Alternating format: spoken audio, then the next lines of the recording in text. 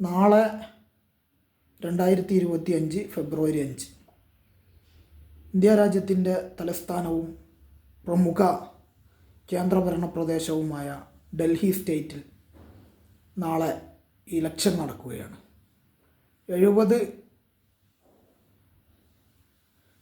മണ്ഡലങ്ങളിലായിട്ടാണ് ഡൽഹി നിയമസഭയിൽ ഉൾപ്പെടുന്നത്. ആ 70 മണ്ഡലങ്ങളിലും ആം ആദ്മി പാർട്ടിക്ക് സ്ഥാനാർത്ഥിയുണ്ട്. നിലവിലെ ഭരണകക്ഷിയായ ആം ആദ്മി പാർട്ടിക്ക് സ്ഥാനാർത്ഥിയുണ്ട്. ആ 70 മണ്ഡലങ്ങളിലും BJP മത്സരിക്കുന്നുണ്ട്, കോൺഗ്രസ് മത്സരിക്കുന്നുണ്ട്, വേറെയും പല പാർട്ടികളും ധാരാളം മണ്ഡലങ്ങളിൽ മത്സരിക്കുന്നുണ്ട്. എന്നാൽ ഈ പ്രാവശ്യം ഡൽഹി തെരഞ്ഞെടുപ്പിൽ ഉറ്റുനോക്കുന്ന 2 മണ്ഡലങ്ങളുണ്ട്. ഒന്ന് ഓഖ്ല, മറ്റൊന്ന് മുസ്തഫാബാദ്. ഈ 2 സ്ഥലങ്ങളിലും മുസ്ലിം ഭൂരിപക്ഷ പ്രദേശമാണ്. അവിടെ മജ്ലിസെ ഇത്തിഹാദുൽ മുസ്ലിമീന് സ്ഥാനാർത്ഥിയുണ്ട്. മജ്ലിസെ ഇത്തിഹാദുൽ മുസ്ലിമീൻ്റെ പ്രതിനിധികളായി മത്സരിക്കുന്ന 2 വ്യക്തികൾ. അവർ 2 പേരും CAA പ്രക്ഷോഭകാലത്ത് CAA പ്രക്ഷോഭത്തിൽ ഏർപ്പെടുകയും ഷാഹിൻ ബാഗിലെ പ്രതിഷേധത്തിൻ്റെ കൈക്കണുകളായിരുന്ന ഡൽഹി കലാപത്തിൻ്റെ പേരിൽ കള്ളക്കേസിൽ കുടുക്കി ജയിലിലടക്കപ്പെട്ട് നിലവിലും ജാമ്യം കിട്ടാതെ ജയിലിൽ തുടരുന്നവരാണ്.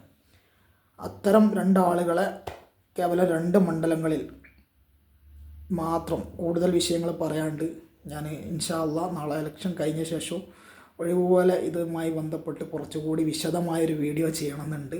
ഏതായിരുന്നാലും ഈ 2 മണ്ഡലങ്ങളിൽ മാത്രം സ്ഥാനാർത്ഥി നിർത്തിയതിൻ്റെ പേരിൽ അപ്പോഴും വസ്തുതകൾ അറിയാതെ അല്ലെങ്കിൽ ആത്മവിശ്വാസം നഷ്ടപ്പെട്ട അപകർഷതാബോധമുള്ള ആളുകൾ IMIM B ടീമാണ്, ഉവൈസി ഒറ്റുകാരനാണെന്നൊക്കെ പറയുന്നുണ്ട്.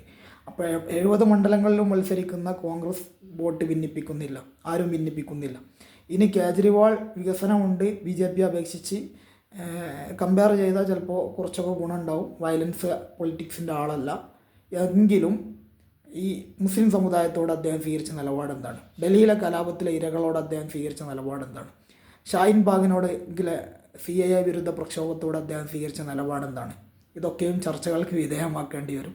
ഏതായിരുന്നാലും ഞാൻ ആത്മാർത്ഥമായി ദുആ ചെയ്യാണ്. ഡൽഹിയിൽ നാളെ മുസ്തഫാബാദിലും നിലവിൽ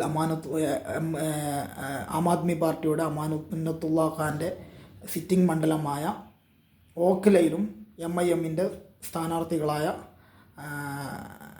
MIMൻ്റെ സ്ഥാനാർത്ഥികൾ വിജയിക്കട്ടെ എന്ന് ആത്മാർത്ഥമായി ദുആ ചെയ്യുകയാണ്. അള്ളാഹു മുസ്ലിം സമുദായത്തിനും ഇസ്സത്ത് നൽകുമാറാവട്ടെ. ഭരണഘടനാപരമായ പ്രാതിനിധ്യം, പ്രൊപ്പോർഷണൽ റെപ്രസെൻറ്റേഷൻ എന്നുള്ളത് ഓരോ സമുദായത്തിൻ്റെയും അവകാശമാണ്.